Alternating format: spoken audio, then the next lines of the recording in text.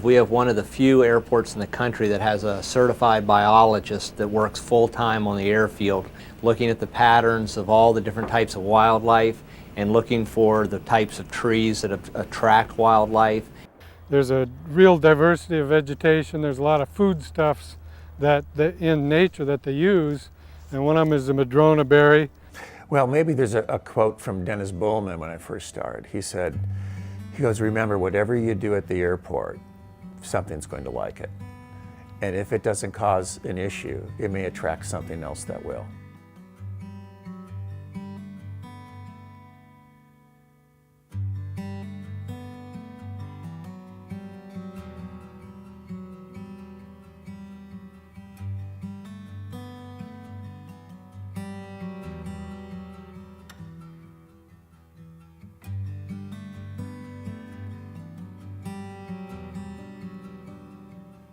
So my name is Steve Osmak.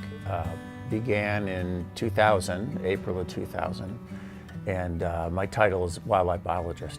It started off in 1976, and Dennis Bullman at the time, he was I believe still, the first wildlife biologist in North America at any airport, if not the world. He was over at the seaport, and his role there was to deal with pests in the grain terminal. And when they realized that they were having huge starling populations, European starlings, here at the airport, that they realized they had to do something about it. In 1960, there was a tragedy in Boston where there was a passenger jet that crashed and it killed 62 passengers. And what's really surprising about that is the kinds of birds that were in this flock that created the bird strike that led to this tragedy in Boston. The same kinds of birds that we see around Sea-Tac. U.S. Air Force came out along with U.S. Fish and Wildlife Service. They did one of the first wildlife hazard assessments of any airport. And there were flock sizes of over 100,000 birds. And fortunately at that time, there weren't a lot of aircraft. There were just a lot of birds. So they were having bird strikes. They pulled Dennis over and asked him to be and help manage, this wildlife project, which was huge.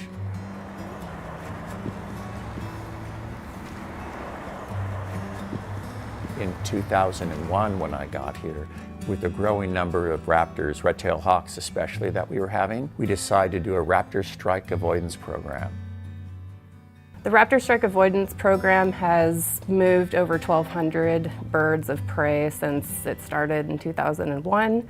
So we were trapping raptors, banding them, putting wing markers on them, and those birds would be released about 90 miles north of here, and we'd be keeping track of how many birds were returning. And the return rate has still been less than 10%, so it's been fabulous.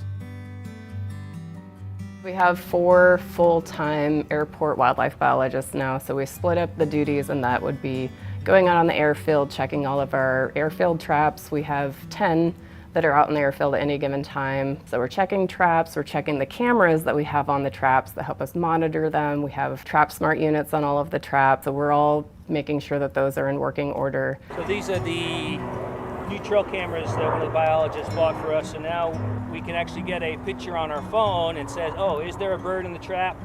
Not only is there a bird, but what kind of bird do we have, which tells us what our response needs to be. Some of the biggest challenges for the wildlife program is that we can't control all wildlife in the area. We can't control everything in the environment. And so, though we might do our best to try to mitigate some of the attractants and try to change the habitat around the airport to reduce those attractants, there's always going to be birds in the sky. There's always birds moving in. We can't control how many of them pass through the airport. We can just do our best to try to prepare for them and mitigate those risks as they appear, but as long as there's wildlife, we'll always have work to do at the airport. When Dennis Bullman came by, he took over the pest control program at the airport as well, since that's what he was doing over there at the seaport. So not only was it everything outside the airport and with wildlife-related issues, but inside as well. So, in fact, I think today we're still the only program that deals with both pest issues and also wildlife issues. So the scope goes out even further because of FAA advisory circulars. We're looking at hazardous wildlife attractants out to 5 miles from the airport. Port of Seattle, Sea-Tac Airport has been a leader in a lot of different ways with wildlife management, including the avian radar. We have the FOD detection system, and the work that we even do with raptors with our relocation program will help drive some of the industry. I think there's going to be a lot more reliance on technology to help reduce those near-miss events. And one of the things that we're trying to do here is looking into the future is our avian radar right now does not have any camera associated with it. So when you see this blip going across the sky, you can get some idea of the size and the hazard that this bird or birds may have, but we really don't know what it is. And if we can get a camera on it, then we can get the human in the loop and say, yes, this is a flock of gulls versus crows, and we're going to handle that situation very differently. I think in the future, as we continue to collect data and show that the system works and that we have that support from other airports as well, and employing those technologies to really support what we're doing here, showing that it works. And I think it can only get better from here the more that we incorporate some of that new technology that we're looking at. It's interesting that Seattle having the first wildlife biologist on staff, it's so important, and it's really under-recognized. And part of that is because there hasn't been a tragedy. And to have an airport that has the volume of SEA, to have that volume and to not have a fatality from a bird strike is amazing.